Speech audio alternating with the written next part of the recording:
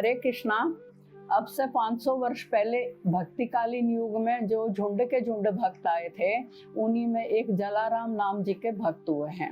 उनका ओजस्वी मुखाकृति देखकर और उनकी दिनचर्या देखकर उनके एक मित्र उनको कहा करते थे कि मित्र, मुझे जब वैकुंठ जाओगे तो ले चलोगे? तो जलाराम जी मुस्कुराकर आगे बढ़ जाया करते थे। फिर एक बार वो मित्र अपने गांव गया हुआ था जो 5-7 किलोमीटर की दूरी पर था। तो जलाराम जी का शरीर त्यागने का समय आया तो वो विष्णु के पार्षद विमान लेकर आ गए और उसमें जलाराम जी बैठ गए। अब जलाराम जी जैसे ही विमान में बैठे तो उनको अपने मित्र की याद आई कि वो मुझे वैकुंठ ले जाने के लिए बोला करता था।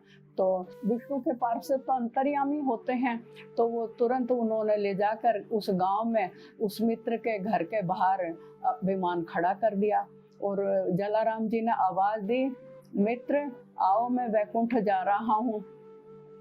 तो जलाराम जी के मित्र ने देखा कि एक अलौकिक सी सुंदर बैलगाड़ी है और उसमें दिव्य 2 बैल लगे हुए हैं और जलाराम जी जो बैठे हैं उन्होंने प्योर व्हाइट धोती कुर्ता पहन रखा है और प्योर व्हाइट ही पगड़ी पहन रखी है, लेकिन सबसे एक दिव्य आभा निकल रही है। तो मित्र ने ये कहा कि अभी नहीं, मैं जा रहा हूँ वैकुंठ, फिर कभी जाऊंगा। और इतना कहते बैलगाड़ी अंतर्धान हो गई। अब उस मित्र के मन में बेचैनी हुई कि मुझे जो कुछ ये दिखाई दिया था वो सत्य था या मेरा भ्रम था, और वो उस बेचैनी के कारण अपने उसी शहर में आ गए और वहाँ जैसे उस शहर की सीमा में घुसे तो वैसे झुंड के झुंड खड़े हुए लोग आपस में बात कर रहे थे।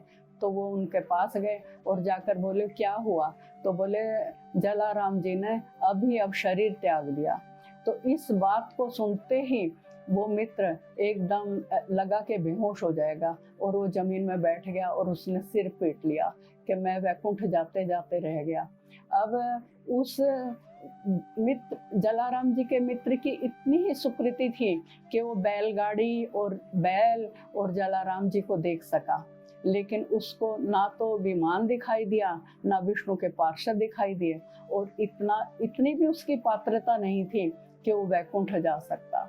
इस कथा से हमें यह शिक्षा मिलती है कि केवल इच्छा मात्र से कोई वैकुंठ नहीं जा सकता है, बल्कि हमारा आचरण भी शुद्ध भक्तिमय होना चाहिए।